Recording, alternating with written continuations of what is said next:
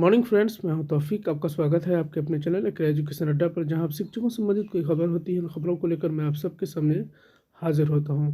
तो दोस्तों, जैसे अभी चल रहा है विशिष्ट शिक्षक नियमावली को लेकर, अभी जो खबरें चल रही है वो बहुत महत्वपूर्ण खबरें चल रही हैं। उन महत्वपूर्ण खबरों में से एक खबर जो है बहुत ज़्यादा इम्पोर्टेंट है, या बहुत ज़्यादा ये सवाल बहुत इम्पोर्टेंट है। जैसा आप देख रहे होंगे लगातार सोशल मीडिया या फेसबुक या व्हाट्सएप पे चल रहा है कि आखिर जो है वरीयता किसको मिलेगी, यानी कौन से शिक्षक इसमें वरीय होंगे।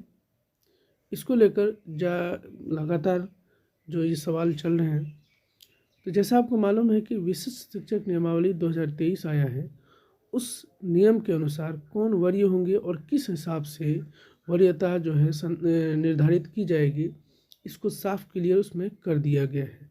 तो आइए उस नियम को जरूर जानते हैं। साथ ही साथ आपको इस वीडियो में महत्वपूर्ण अपडेट देने वाला हूँ कि आगे जो है ये सब को लेकर एक लेटर निकलने वाला है, वो कब तक निकलने वाला है, और साथ ही साथ सारी चीज़ों को क्लियर करने वाला एक लेटर जो है वो निकलने वाला है। तो उसके बारे में भी इस वीडियो में बताएंगे।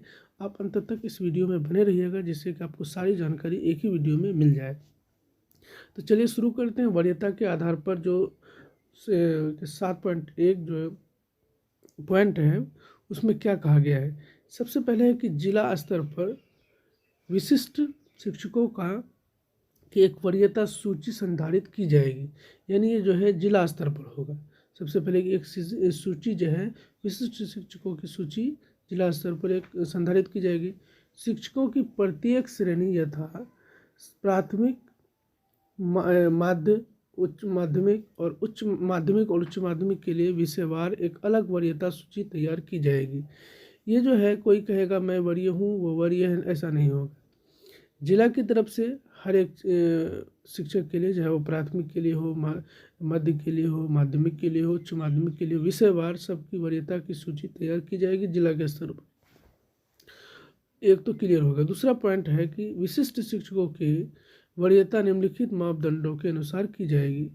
इस जो नीचे पॉइंट दिए गए इसके अनुसार आपकी जो है वरीयता तैयार की जाएगी। सबसे पहला पॉइंट है क में क्या है, स्थानीय निकाय के शिक्षक के रूप में प्रशिक्षित वेतनमान प्राप्त करने की तिथि। यहाँ पर सबसे इम्पोर्टेंट होगा कि आपने प्रशिक्षण कब लिया है। अगर आपकी बहाली 2012 में है, मान लेते हैं कि आपकी बहाली 2012 में है, आप उस वक्त तक बिना प्रशिक्षण के बहाली होती थी, तो आप बिना प्रशिक्षण के रहे। अब मान लीजिए कि आपने लास्ट में 2019 में NIOS के थ्रू या उसके अलावा किसी दूसरे डिग्री के थ्रू आपका लेट होता रहा किसी वजह से, आपका जो है 2019 में आपका DLED पूरा हुआ, या मतलब आप जो भी प्रशिक्षण प्राप्त करे थे वो आपने पूरा किया, उस हिसाब से आपको जो है उतना दिन आप जो 2012 में ही मतलब ऑलरेडी वो ट्रेंड थे उनके। आप सोचिएगा कि हम भी 2012 में बहाल हुए हैं और वो भी 2012 में बहाल हुआ है, तो हमारी और उनकी सैलरी में फ़र्क क्यों? वहाँ पर फ़र्क आपको इसलिए हो जाएगा क्योंकि आपने जो है जो प्रशिक्षण लिया है वो 2019 में पूरा किया, वो ऑलरेडी पहले से प्रशिक्षित था, तो उसको प्रशिक्षण के आधार पर उनको वेतनमान तय होगा, ना कि आपकी बहाली के आधार पर। तो ये बात को खास ध्यान रखना है। आगे बढ़ें। उसके बाद है कि ये होगा कि आपके प्रशिक्षण के आधार पर आपका वेतनमान जो होगा, यानी आप कब प्रशिक्षित हुए हैं। दूसरा पॉइंट है कि जहां दो शिक्षक उपयुक्त मानदंड क के अनुसार एक ही तिथि में साझा करते हैं, उनका जन्म तिथि वरीयता तय करने के लिए मापदंड होगा। यानी मान लीजिए कि किसी शिक्षक का दोनों का डेट ऑफ ये क्या कहते हैं प्रशिक्षण का डेट सेम है। मान लीजिए कि 2012 इनका भी है और 2012 एक शिक्षक और है उनका भी है, तो इन दोनों को कैसे कहे कौन सा वरीय है। तो यहाँ वरीयता के लिए क्या किया जाएगा, मान लीजिए किसी का डेट ऑफ बर्थ 1986 है, 1986 है, तो जिनका डेट ऑफ बर्थ ज़्यादा होगा, मान लीजिए कि किसी का 1986 है, किसी का 1985 है, तो 1985 वाला वहाँ सीनियर होगा, उनको वरीयता दी जाएगी, ना कि 1986 वाला को। तो ये दो क्राइटेरिया है। पहला तो है कि आपका प्रशिक्षण कब है, जिसका प्रशिक्षण पहले हुआ वो वरीय होगा। दूसरा है कि अगर दोनों का प्रशिक्षण सेम डेट पे हुआ है या सेम साल में हुआ है तो उनको जो है, उनका जिनका डेट ऑफ बर्थ आगे ज़्यादा है, यानी जिसकी उम्र ज़्यादा है, उसको वरीयता दी जाएगी। ये बहुत साफ है। उसके बाद ग में है कि 2 शिक्षक उपयुक्त मापदंड क और ख के अनुसार तिथि साझा करते हैं। अब यहाँ हो गया कि कई बार दोनों का डेट ऑफ बर्थ भी सेम हो जाए, तब क्या होगा, तो वहाँ होगा वर्ण अंग्रेजी का वर्णमाला में क्रम में शिक्षक का नाम वरीयता तय करेगा।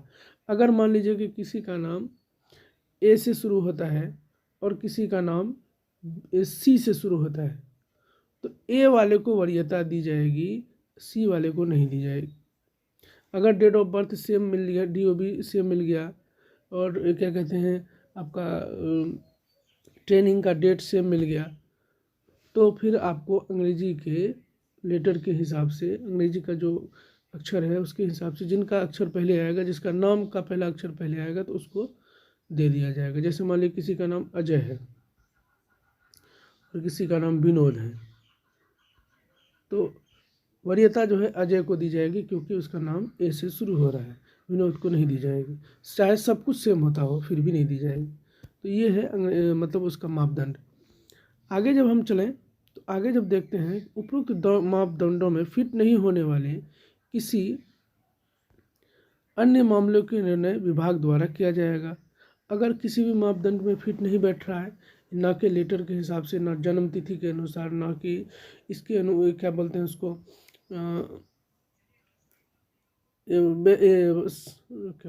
प्रशिक्षण के आधार पर, तो ये सारी चीज़ें जब सबकी सेम हो जाएगी तो फिर जो है उसके बाद विभाग इसके आगे निर्णय लेगी कि उसका क्या करना है। तो ये जो है क्राइटेरिया रहेगा किसी की भी शिक्षक को वरीयता, कौन वरीय होंगे इस बात को साबित करने के लिए। तो मुझे उम्मीद है कि मैंने जो आपको बताने का प्रयास किया वो आप समझ गए होंगे। तो बहुत ही महत्वपूर्ण चीज़ है ये, इसको लेकर चलिए अब जो मैंने आपको पहले बताया कि मैं आपको एक महत्वपूर्ण अपडेट देने वाला हूँ, तो क्या है वो अपडेट, आइए इसको भी जान लेते हैं। सबसे पहले देख लीजिए, विशिष्ट शिक्षकों के नियमावली में संशोधन के बाद विशिष्ट शिक्षक के नई वेतन संरचना, सेवा निरंतरता, इंक्रीमेंट मुद्दे पर मंगलवार से बुधवार तक विभाग का नया फरमान या आदेश जारी किया जाने की सूचना मिल रही है। ऐसी सूचना मिल रही है कि इसको लेकर जो बहुत ज़्यादा उहापोह की स्थिति है कि वेतन संरचना क्या होगी, सेवा निरंतरता के मिलेगा कि नहीं मिलेगा, इंक्रीमेंट का क्या होगा, इन सभी को मंगलवार से बुधवार तक, इन सारे जो परेशानी है, इन सभी जो कसमकस है, इनका हल निकलने वाला है। उम्मीद है कि इसका कोई लेटर जारी होगा। अब देखना यह है कि विभाग नया आदेश में वेतन संबंधी मामलों में क्या बदलाव लाती है। यानी आगे जो देखने वाली बात यह है कि इनमें क्या बदलाव आता है, क्या कुछ होता है, इन सभी चीज़ों को देखना होगा। लेकिन अब जो है मंगल या बुध को इन सभी चीज़ों के मुद्दे पर, जो कि शिक्षकों के लिए सबसे ज्वलंत मुद्दे हैं, इनको लेकर खबरें चल रही है और सोशल मीडिया पर सवाल पूछे जा रहे हैं और जवाब मिल रहे हैं, लेकिन कोई इससे सेटिस्फाइड नहीं है, जिसको लेकर विभाग को चाहिए कि वो जल्दी से जल्दी इन सभी मसलों का हल करें, उनका कोई लेटर निकाले जिससे सभी शिक्षकों को संतुष्टि मिल सके। तो चलिए दोस्तों, आज की यही सारी अपडेट थी। जो आपको ये अपडेट अच्छा लगा हो तो लाइक और शेयर जरूर करें। साथ ही साथ मेरे चैनल पर नए हैं, शिक्षकों से संबंधित कोई भी खबर पाना चाहते हैं तो चैनल को जरूर सब्सक्राइब कर लें। साथ ही साथ बेल आइकन को प्रेस कर लें, जैसे ही कोई वीडियो डालो सबसे पहले उसका नोटिफिकेशन आपको मिल जाए। चलिए मिलते हैं अगले वीडियो में किसी नए अपडेट के साथ। बहुत बहुत धन्यवाद।